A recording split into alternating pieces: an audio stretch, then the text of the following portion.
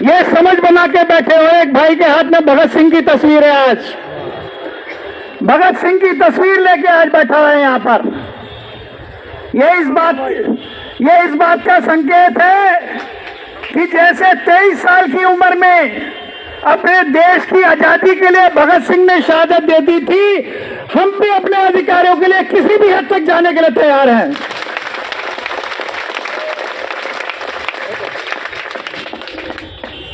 साथियों, मैं कहना चाहता हूं, ये जो आज कमेटी की मीटिंग हुई है, ये भी आपकी 30 दिन का जो अनवरत आंदोलन है, जो कुर्बानी है, उसी वजह से एक कमेटी की आज दूसरी बैठक हुई है। इसको उपलब्धि मानो। कैसे? अब आपको एक एक डेट याद दिला देता हूं मैं। 29 तारीख को आप लोग हड़ताल पे बैठे थे। 3 तारीख को आपकी पहली बैठक हुई थी नेताओं के साथ, 3 अक्टूबर को।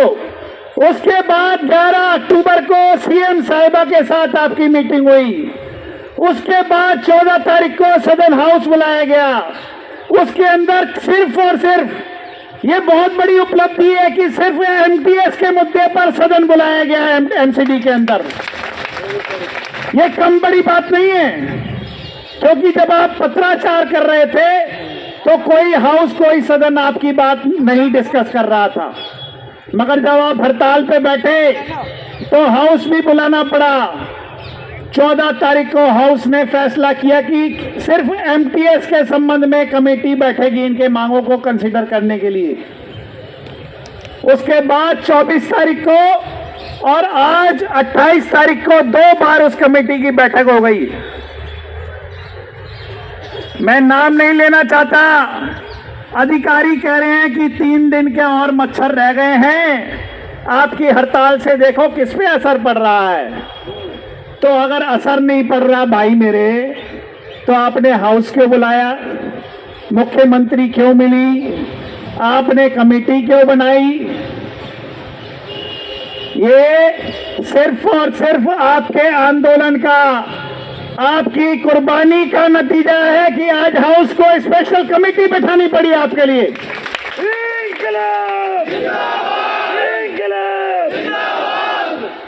और वो कमेटी के अंदर आपके नेताओं को बात रखने का पूरा मौका दिया गया। मैं कम से कम आज ये बात बोलना चाहता हूं आपके सामने। मैं आज बैठक के अंदर रहा, कम से कम जो चेयरमैन थे प्रवेश वाही जी, वो आपके समर्थन में चाहते हैं कुछ हल निकल जाए।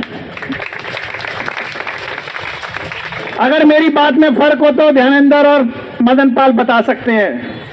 तो ये हमारी आपकी उपलब्धि है कि जो कमेटी बनी है उसका चेयरपर्सन आपके साथ में है।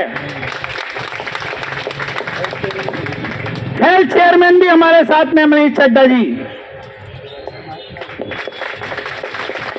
और उन्होंने दोनों ने ये बोला कि आप अपना जो भी पॉइंट है शॉर्ट में लिख करके दे दो, हम हेल्थ कमेटी के सामने परसों रख देंगे। ये चलते समय भी मनीष चड्डा जी ने आश्वासन दिया है हमारे नेताओं को। तो ये उपलब्धि है कि नहीं है साथियों?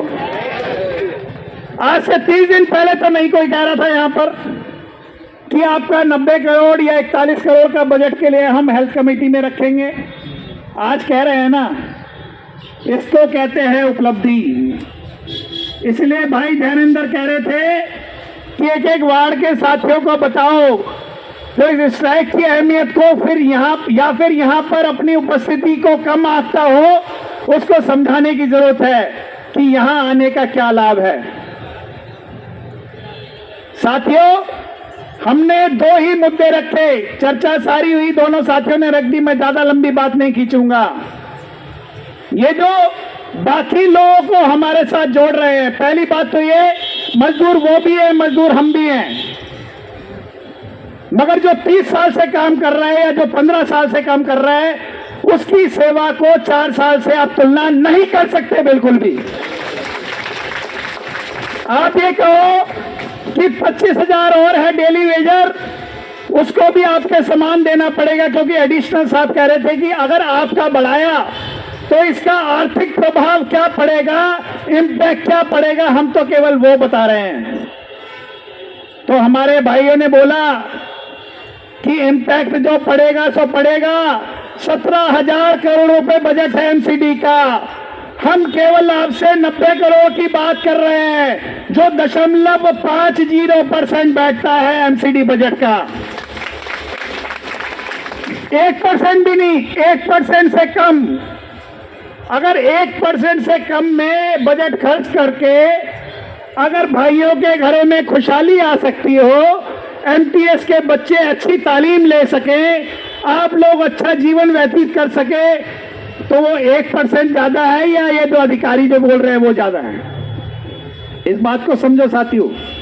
दूसरी बात जो हमने रखी थी कि एमटीएस का पद मिला कैसे हमें, इसको समझना पड़ेगा। हमें और कोई नाम क्यों नहीं दिया गया? इसलिए दिया गया एमटीएस का पद क्योंकि ये डीओपीटी से अनुमोदित पारित पद है क्लास 4 के लिए। सेंट्रल गवर्नमेंट का डिपार्टमेंट है, department of personal and training, उसके तहत पद मिलता है एमटीएस का या एमटीए का। और आपको जो केंद्र सरकार के तहत जो बेसिक पे वेरिएबल डीए, एचआरए और टीए, ये 4 मिला करके एमटीएस को मिलना चाहिए। ये मैंने नहीं लिखा, ध्यानेंद्र ने नहीं लिखा, ये मदन ने नहीं लिखा, ये केंद्र सरकार का सर्कुलर बोलता है। ये हमने ये भी कह दिया, हो सकता है आप मेरे को माफ ना करो, हमने कह दिया हमें एचआरए फिलहाल नहीं चाहिए, हमें ट्रेवलिंग अलाउंस फिलहाल नहीं चाहिए, हमारा बेसिक और हमारा डीएनएस अलाउंस मर्ज कर दो। 27,000 रुपए अभी फिलहाल आप हमें दे दो, फिलहाल हमें इतना दे दो, बाकी हम लेना जानते हैं आपसे कैसे लिया जाता है। तो हमें फिलहाल ये दे दो। तो अच्छी बात ये रही, उन्होंने हमारी दोनों पॉइंट को माना, वाही जी ने भी और मनीष चड्डा जी ने भी, कि भाई हमारी जो लेंथ ऑफ सर्विस है, क्योंकि वो आरआर में हमें घुमा रहे थे कि आपका रेगुलर पोस्ट क्या है, इसमें तो नहीं आया, तो आपको कैसे हम दे दें अलग से। हमने कहा तो हमारी 30 साल की सर्विस का भी तो कुछ दोगे कि नहीं दोगे? मिलना चाहिए कि नहीं मिलना चाहिए? तो ये 2 पॉइंट पे ही उन्होंने दोनों ने हमें बोला है कि आप ये पॉइंट लिख करके दे दो, और इस आधार पर हम कमिश्नर साहब को और मुख्यमंत्री को प्रस्ताव बना करके भेज देंगे।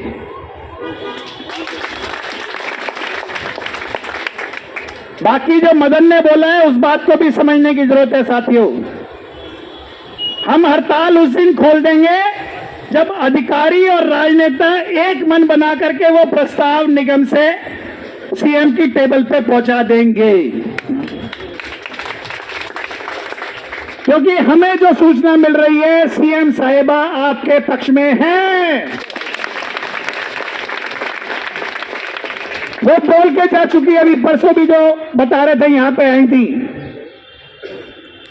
रविवार को, वो बोल के गई हैं इनका हल जल्दी से जल्दी निकाला जाए, ये बोला है रेखा गुप्ता जी ने, तो हम उनका आभार व्यक्त करते हैं। तो हमारा कहना यह साथियों कि जब तक वो हमारे हाथ में नोटिंग नहीं आएगी, उसके बाद ही हम छुट्टी और जो हमारा कंपेंसेशन ग्राउंड है नौकरी, वो जो ये देने की बात कर रहे हैं, उसके बाद हम विचार करेंगे उसके ऊपर। अभी हम उसके ऊपर विचार नहीं कर रहे, वो तो ये देने के लिए तैयार हैं। जब आप ये काम कर लोगे तो हम आपकी बात को सहमत होंगे और आपको हमारे बीच में आना पड़ेगा, मेयर साहब को और अधिकारियों को और नेताओं को हमारे बीच में आना पड़ेगा, जैसे सूर्यन भाई आए थे। ये बात ठीक है ना? जो हमारा काम करेगा हम उसको पूरा क्रेडिट देंगे, बिल्कुल बिल्कुल। वो कोई भी राजनीतिक दल का हो, हमें कोई दिक्कत नहीं है उससे। और कल साथियों आपकी काम जल्दी से जल्दी हो, आपकी दोनों यूनियनें लगी हुई हैं। कल गृह मंत्रालय पर जंतर मंतर पर प्रदर्शन रखा है सीआईटीयू ने, आप लोग भी एक संख्या तय करके वहां पर ज्वाइन करेंगे और जो भी डेलीगेशन गृह मंत्रालय जाएगा, दोनों यूनियन का एक एक प्रतिनिधि साथ में जाएगा। क्योंकि अगर कमिश्नर साहब को कहीं से अप्रूवल लेनी है, वैसे तो मुझे लगता नहीं, क्योंकि सीएम अभी चला रही हैं दिल्ली को,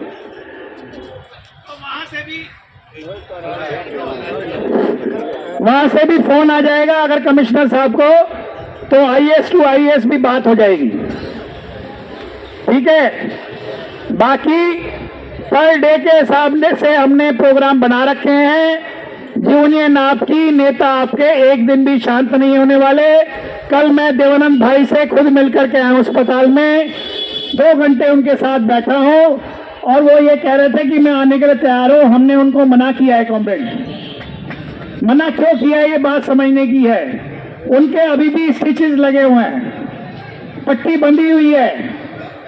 हमारा भाई वहां से बैठ के भी हमारे चिंता कर रहा है रात दिन। तो हमने ये बोला कॉम्रेड को, देवानंद को, कि आप जब तक आपको डॉक्टर डिक्लेयर ना कर दे, प्लीज आप यहां पर मत आना, इन्फेक्शन फैलने का भी डर होता है। ठीक है ना, क्योंकि देवानंद भाई की भी हमें आगे भी जरूरत पड़ेगी। ये रोज रोज मदन पाल पैदा नहीं होते, रोज रोज देवानंद पैदा नहीं होते। इसके लिए जूते घिसने पड़ते हैं, इसके लिए बाल जो है सफेद करने पड़ते हैं, तब जाकर के ध्यानेंद्र, मदन पाल, रामपाल बनते हैं साथियों।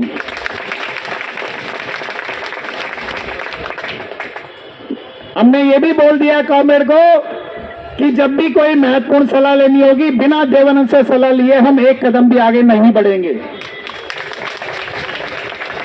तो साथियों, मैं अपनी वाणी को विराम दे रहा हूं। बिना दोहराते हुए जो धैर्येंद्र ने और मदन पाल जी ने बोला है, अपनी उपस्थिति को अनुशासित तरीके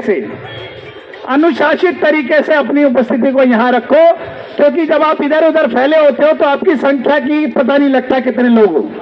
और जब यहाँ बैठ के आप गाने गाओ, कविता गाओ, कुछ भी करो, यहीं बैठ करके खाना खाना है वो भी आप यहीं खाइए, मगर यहाँ बैठ के अपना उपस्थिति हमेशा दर्ज करा के रखो। और जो इस पूरे आंदोलन के अंदर जो खर्चा भी आ रहा है, साथी सहयोग कर रहे हैं, मगर हम ये चाहते हैं कि खर्चा लगातार हड़ताल के साथ साथ खर्चे बढ़ रहे हैं, उसके अंदर भी सभी लोग दिल खोल करके अपना योगदान भी जारी रखें। ठीक है साथियों, हमने ये भी बोल दिया कि 4250 लोग हैं, हम उनकी गुहार लगाने आए हैं आपके पास में। एमटीएस जो है, आप फिलहाल केवल एमटीएस की बात करिए, और कोई जो हमारे समान है, जब वो एमटीएस बन जाएगा तब वो हकदार होगा। आप हमारे साथ जोड़ो मत उसको, अभी फिलहाल मत जोड़ो उनको। डेली वेजर है, उसको भी तो जरा जूते छिटकाने दो, उसको भी तो मेहनत करने दो।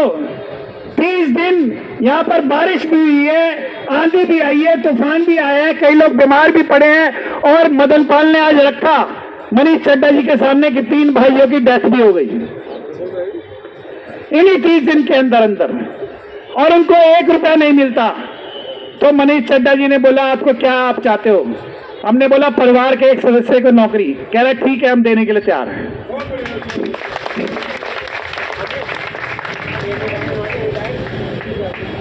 अच्छा, ये तो बहुत बड़ी बात है भाई।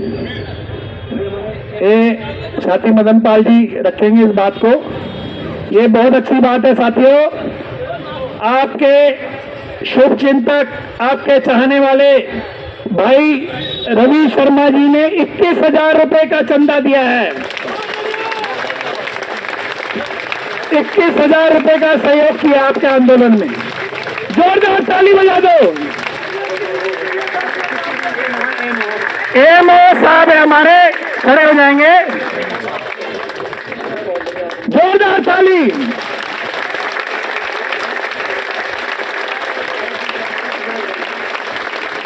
मैं माइक मदन पाल जी को दे रहा हूँ, शुक्रिया। हमारे लिए हमारी आवाज जोरदार ताली है वो साहब के लिए, रविशंकर जी जोरदार ताली के लिए, क्योंकि ये जब ड्यूटी पे थे तब भी हमारे भले के काम करते थे, और आज भी हमारे भले काम के, इनको हमारे दर्द का पता है। हमारे दुख का इनको पता है। आज देहरादून से आपके दुख के लिए जोरदार ताली इनके लिए 21,000 हमारे देहरादून से आए, जोरदार ताली इनके लिए। साथियों एक पॉइंट बता रहा था मैं आपको, 3 तारीख को मैडम ने बाउंड किया हुआ इनको, सुन लो गौर से। असिस्टेंट लेबर कमिश्नर ने इनको बाउंड कर रखा है कि कमेटी की मीटिंग करके उसकी रिपोर्ट मेरे पास 10 दिन के अंदर आनी चाहिए। 3 तारीख को सोमवार को उन्होंने रखा है, तो ये निगम भी बाउंड है असिस्टेंट लेबर कमिश्नर के आदेश के आधार पर। इनको 10 दिन के अंदर फैसला करके देना है। शुक्रिया। आप आवाज़ देहरादून से चल रहा है, हमारी आवाज़ भाइयों